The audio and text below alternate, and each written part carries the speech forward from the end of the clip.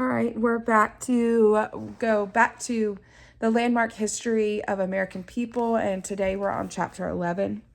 And the first thing we're going to do is look at the picture right over here, and it says the focal point of Philadelphia Centennial Exposition was Machinery Hall, and the focal point of Machinery Hall was the Corliss steam engine.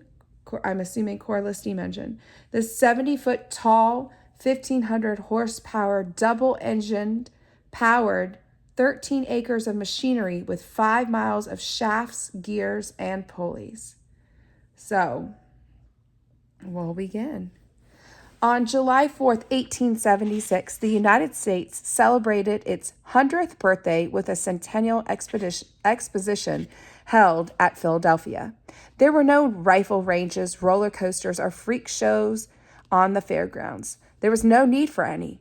American products of all shapes and sizes, from shiny new bicycles to a new machine that sent your voice over a wire, were themselves quite enough to entertain and amaze. Visitors from Europe were astonished at how fast the United States had moved ahead. 100 years before, the country had been composed of 13 weak and separate colonies, of a few towns and many scattered farms. Even 25 years before, when the great exhibition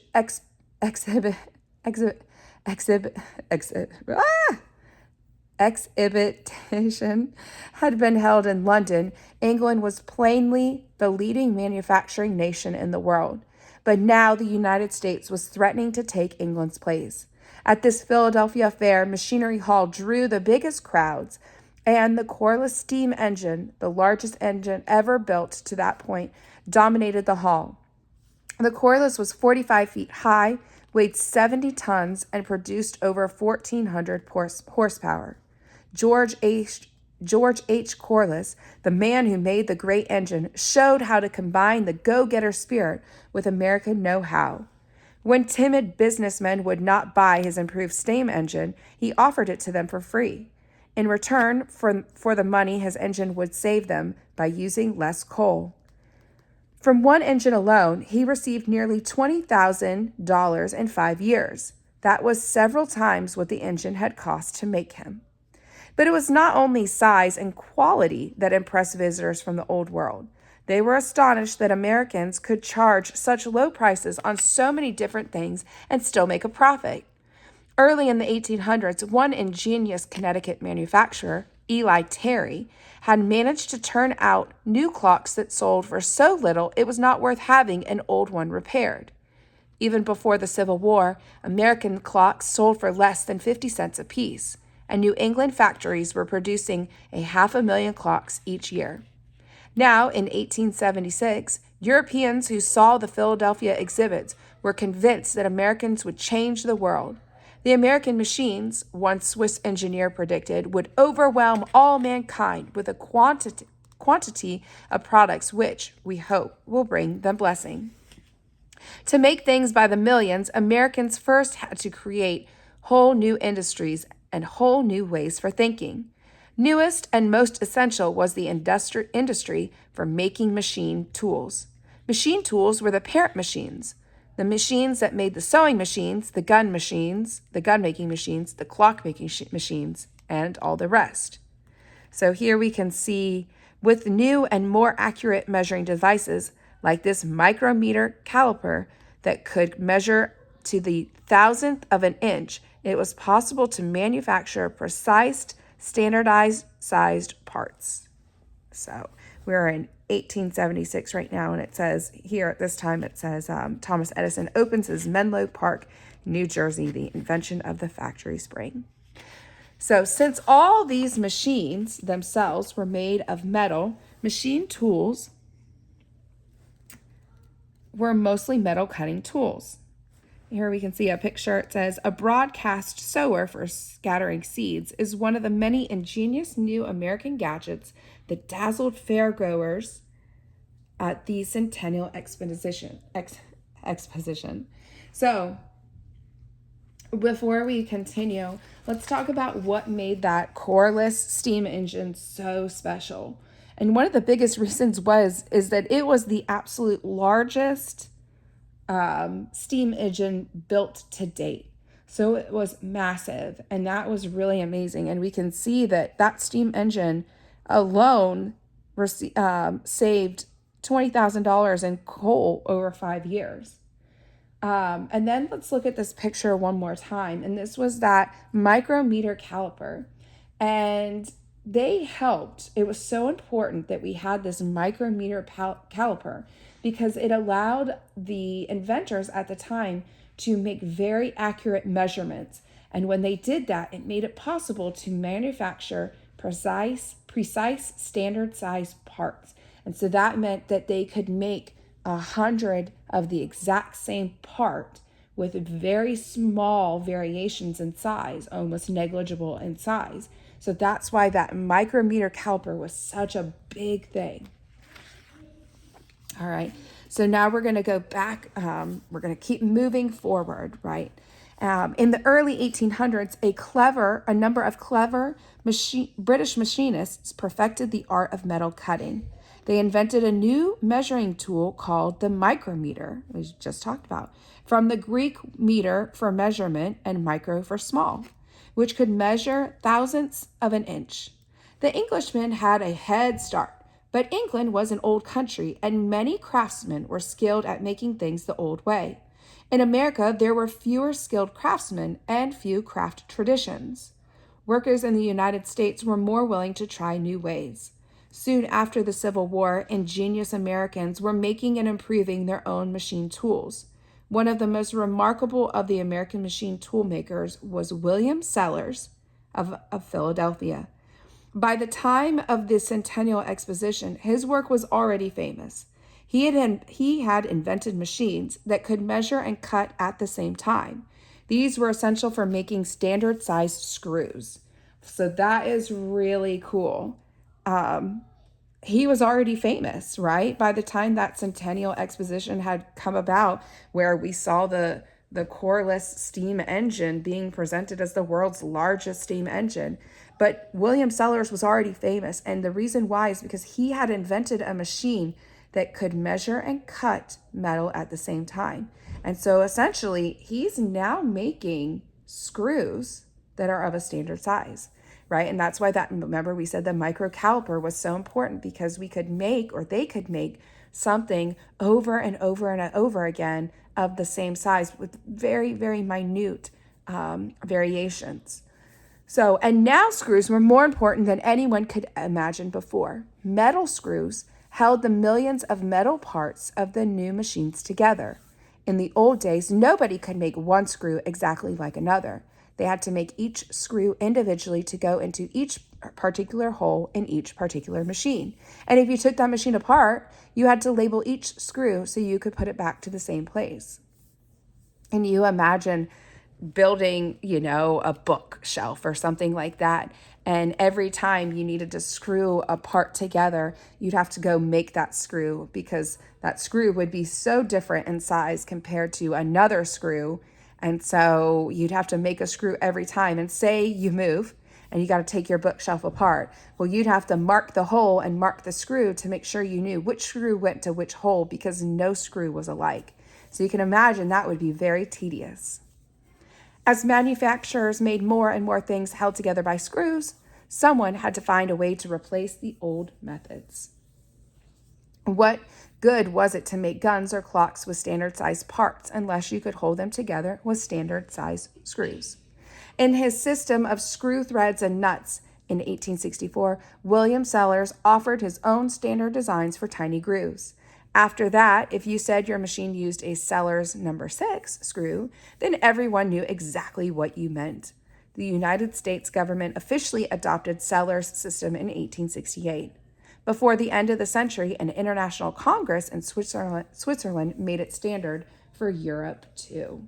So that's pretty amazing. He's not only the standard size in the United States, but now Europe has approved his standard size.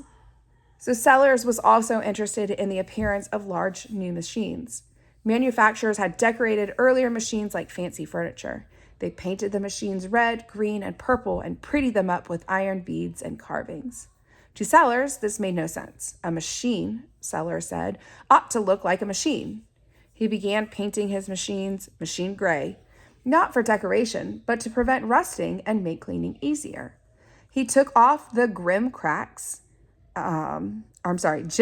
There's the pronunciation down here. So gimcracks are showy objects of little or no practical use, such as trinkets, baubles, and gewgaws. I don't know. So Seller went in and he took off those gimcracks and set the modern machine style that lasted into the 20th century. While Sellers was pioneering in new shapes and colors, other Americans were inventing a whole new way of thinking about factories. In the old days, the individual craftsman would simply do things the way everyone had always done them. This was what they called the rule of thumb. You did the job in a rough, practical way, using your thumb instead of a precise measure. But the new American factory could not run that way. If the old gunsmith was crude or inefficient, it meant simply that he had made less money or that people stopped buying guns from him. But in a factory where thousands of men worked elbow to elbow, everyone suffered if one man blundered. If your work was not precise, your mistakes would appear all over the country in thousands of misshapen parts that came off your machine. Ooh, can you imagine the pressure of that, right? If you didn't do it right, if you didn't do it perfectly, then your part of the machine would be sent out and it would be wrong. It wouldn't work. So before we continue, let's go back to Seller. And, he removed all the fanciness, right? The beautiful scroll work or whatever they had added to the machines. And he said it's just unnecessary, right? A machine was a machine. And instead, he decided to paint them all machine gray. And we'll have to pull up a video of like a factory because machines are all gray now. And the reason why he painted them that gray paint was to prevent this rusting and to make cleaning easier. So we can see that he's now trying to simplify and streamline the process of making machines. We don't need the fancy baubles or the trinkets or the scrolls and all the beautiful handiwork of the machines. We just need them to work. We need them to work seamlessly and have no errors or anything like that, efficiently. So now there was no need for a new science, a science of avoiding waste. Okay, there's that word efficiency again. Efficiency was another name for it. So efficiency was basically saying a science of avoiding waste. You want to work efficiently, whether you're wasting your time, whether you're wasting materials, wasting man hour, things like that. You want to be efficient. So the go-getting engineer who invented it called it the science of management. The efficiency pioneer Frederick W. Taylor, seen right here, was born in Philadelphia in 1856. His mother, a passionate abolitionist, was determined to liberate men from slavery. Taylor hoped to liberate men from waste. He was astonished that people who worried about conserving forests, water, power, soil, and minerals paid so little attention to conserving human effort. He believed that there was one best way to do anything, but the one way that was most economical and least wasteful was not necessarily the way people had always done a job. Early in life, Taylor experimented to find the most efficient way to walk. He counted his steps and measured his stride. Then he figured out the best way to walk at different times to different places. He did not drink alcoholic beverages, tea, or coffee, and he did not smoke. He said these wasted human energy. Taylor loved sports and thought they were important in education, but so much because they were fun as because they helped give a man endurance for his productive work. And I really, really love that. I love that he, wasn't involved in drinking alcoholic beverages or tea and coffee because, alcoholic beverages can deteriorate your body. And then tea and coffee, the high levels of caffeine can really put a tax on your body too. So I love that. But I love that he loved sports, not just because they were good for education, but because they give a man endurance for his productive work, which is very important to know that exercising does give people endurance for work and for life. He designed his own tennis racket with a curved handle that made it look like a spoon. People laughed at him until 1881, when Taylor and his partner, with Taylor using his spoon-handled racket, won the United States doubles championship. The Bethlehem Iron Company hired Taylor to help make their enormous plant more efficient. Every year, men shoveled millions of tons of coal and iron ore into furnaces. Paying them to shovel was one of the largest expenses of making iron. Each man brought his own shovel and shoveled any way he wanted. But isn't it possible, Taylor asked, that there may actually be only one best way to shovel? Taylor and his crew went into the factory and wrote down exactly what the men were already doing. Each worker was using his one favorite shovel, no matter what kind of coal he was shoveling. A shovel full of extremely light rice coal weighed only 3.5 pounds, but a shovel full of heavy iron ore weighed 38 pounds. Now, Taylor asked, if 3.5 pounds the proper shovel load, or is 38 pounds the proper shovel load? They cannot both be right. Under scientific management, the answer to the question is not a matter of anyone's opinion. It is a question for accuracy. Careful scientific investigation. Taylor counted the number of shovelfuls of heavy ore that one man handled in a day. He found that with 38 pounds of ore in each shovel load, a man in one day handled about 25 tons.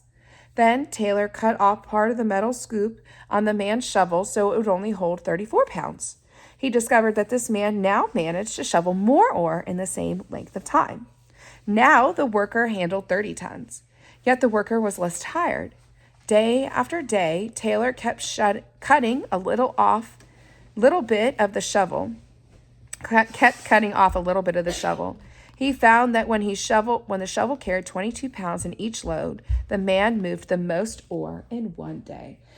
So that is just really incredible. So he's using scientific management. He's determining what is the best load. He's using a methodical observation to determine what kind of shovel and how big the shovel should be to get the men to shovel the proper amount of ore to be the most efficient. And so he did this day by day. He shortened that shovel until he found that shovel carrying 22 pounds gave them the most efficiency. So Taylor had discovered a science of shoveling. He designed several different shapes and sizes of shovels and then tested each one to see that it was best suited to the stuff it had to carry. His small flat shovel was for the heavy ore, and his immense scoop was for the light rice coal. Soon there were 15 kinds of shovels in the Bethlehem tool room. Instead of 600 men to do the shoveling with Taylor's science of shoveling, only 140 were able to do the same work. Taylor had abolished the waste.